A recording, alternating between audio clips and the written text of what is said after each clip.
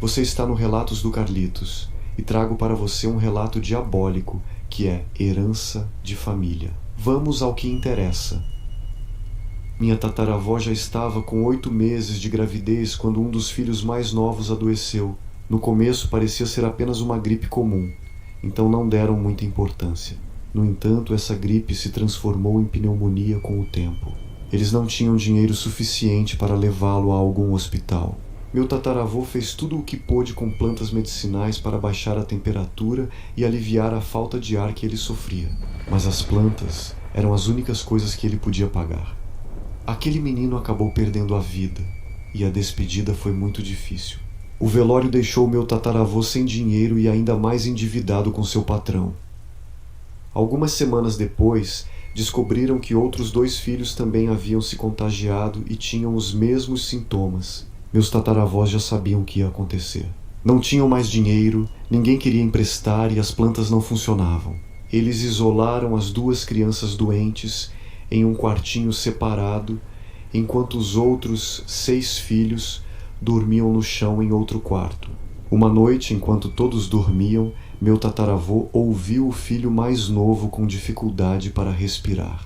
Ele mal conseguiu gritar "mamãe" antes de sua respiração enfraquecer. Minha tataravó acordou assustada. Ela correu para ajudá-lo. Mas Gaspar, meu tataravô, não aguentou a dor de ver mais um filho partir. Desesperado, saiu correndo pela noite. Ele correu para longe de casa e no meio do mato caiu de joelhos e começou a chorar e gritar. Estava completamente frustrado, pois acreditava que tudo era sua culpa.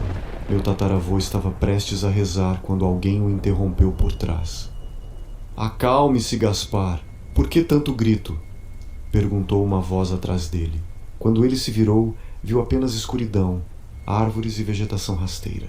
"É por seu filho, Gaspar?" perguntou a voz novamente. Quando ele olhou para frente, viu um homem alto encostado em uma árvore. Aquele homem usava um terno muito fino e de cor vermelha intensa. Gaspar perguntou quem ele era, e o homem tirou um charuto de um de seus bolsos e, sem fósforos, acendeu-o com um de seus dedos em chamas.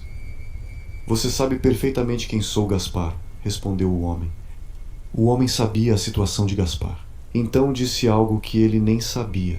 Seus 2 filhos estavam doentes e isolados em um quarto. Um terceiro, que dormia no outro quarto com eles, também estava contagiado. O homem vestido de vermelho falou claramente: "Se você quiser salvar sua família, terá um custo, sua alma e a do filho que está pior. Eu o levarei esta noite, mas em troca farei de você o homem mais rico do vilarejo da noite para o dia.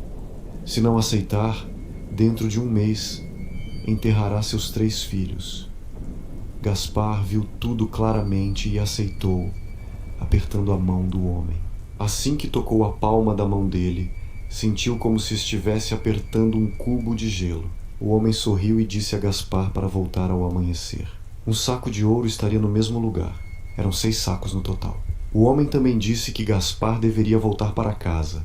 Ele chegaria primeiro para buscar seu filho. Mas não se preocupasse, pois ninguém, nem mesmo Gaspar, o veria. O pacto era que dentro de 30 anos ele voltaria para buscar sua alma. Quando meu tataravô voltou para seu quartinho, o menino mais doente havia parado de respirar. Minha tataravó disse que o menino já estava se recuperando daquele ataque, mas antes que Gaspar chegasse, de repente, ele parou de respirar. Gaspar sabia que o homem o havia levado, pois esse era o trato. Foi mais uma perda. Na manhã seguinte, exatamente como o homem havia dito, Gaspar foi ao local indicado e cavou um pouco, encontrando um saco de ouro. No entanto, o saco não era tão grande quanto ele imaginava. Era do tamanho de uma bolsa de compras, para que você possa imaginar. Mesmo assim, estava repleto de moedas de ouro. Com essas moedas, ele pagou o funeral de seu filho e os tratamentos dos outros filhos para que não adoecessem. E como o homem havia dito, um dos outros filhos realmente estava contagiado.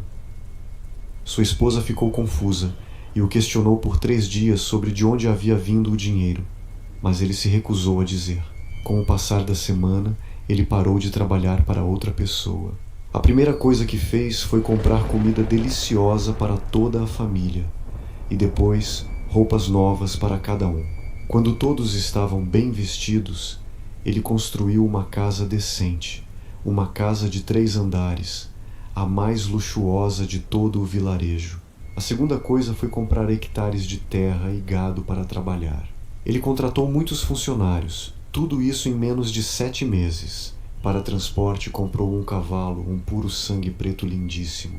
A família começou a se dar pequenos luxos, como joias para sua esposa e para ele. Eles andavam cheios de correntes de ouro, pulseiras, anéis, brincos, as melhores roupas e botas ou sapatos que podiam comprar. A cada compra no vilarejo, as pessoas os olhavam estranhamente. Alguns com respeito, outros com inveja e muitos com medo, pois da noite para o dia haviam se tornado milionários. Corria o rumor de que Gaspar havia feito um pacto com o diabo e por isso quase ninguém falava com eles, mas a família pouco se importava. Minha tataravó, no entanto, não acreditava nesses rumores. Ela era cética em relação a tudo isso. Meu tataravô mentiu para ela. Disse que havia encontrado ouro no mato, mas ela não se importava. Estava mais preocupada com o bebê que ia nascer. Eles tinham o que queriam, uma vida confortável. Em menos de um ano, eles gastaram 4 sacos de ouro. Meu tataravô parou de ir àquele lugar buscar mais ouro, e a família se manteve com o que ganhava das terras e do gado. 10 anos se passaram até que ele voltou ao local e cavou para buscar um pouco mais de ouro.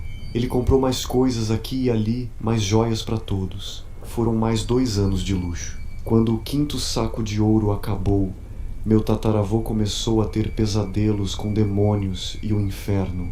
Sentia como se em seus sonhos o torturassem e zombassem dele. Ele via criaturas estranhas com patas de cavalo, caudas e chifres. Essas noites sem dormir, devido aos pesadelos, o deixaram desesperado e ele já não queria mais dormir. Pouco a pouco, ele começou a ver à noite o homem que havia visto no mato 12 anos antes. Mas agora ele não aparecia mais em seus sonhos. Ele aparecia em pessoa, despertando-o todas as madrugadas, sempre repetindo: "Já quase nos vamos, Gaspar."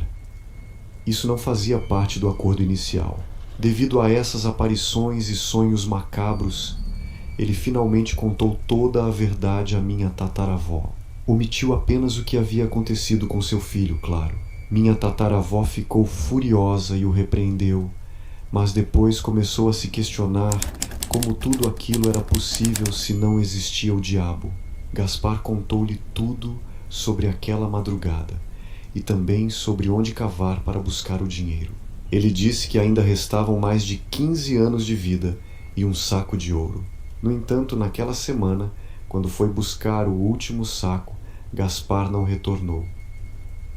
Procuraram-no por todo o vilarejo e pelo mato. Contrataram os melhores investigadores, mas nada adiantou. Encontraram-no 9 dias depois, justo no mesmo lugar onde costumava cavar.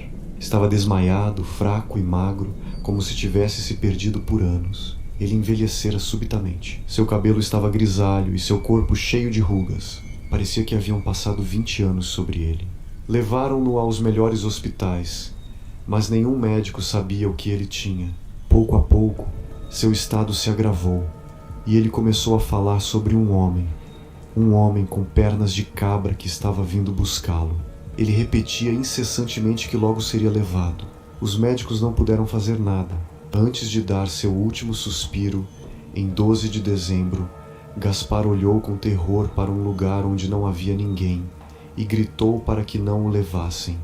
E então se foi. 4 dias após a morte de meu tataravô, as verduras e frutas que cultivavam nas terras começaram a apodrecer. Eles perderam toda a colheita. Com o passar dos meses, perceberam que daquela terra já não brotava mais nada.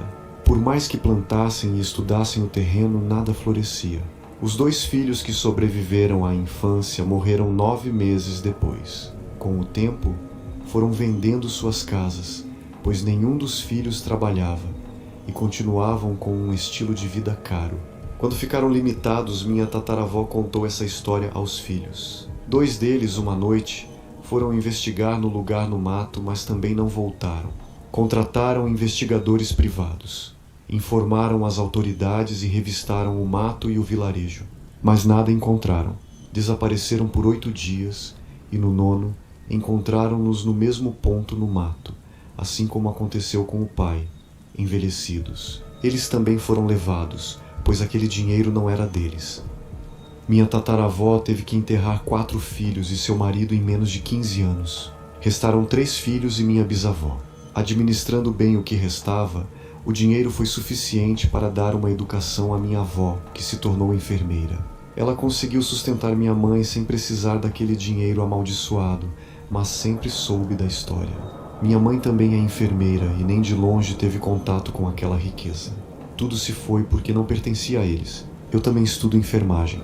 Antes de terminar, quero compartilhar um fato curioso. Toda a família sabe onde está o último saco de ouro, mas ninguém se atreve a visitar e cavar naquele lugar. Tem medo, desde que aqueles tios foram buscá-lo e desapareceram por 9 dias. Se você gosta de relatos de pactos com o diabo, confira o vídeo que aparece agora em sua tela. Curta para ajudar o YouTube a identificar o meu público. Inscreva-se para não perder nenhum vídeo e deixe seu comentário. Até a próxima. Se você tiver coragem.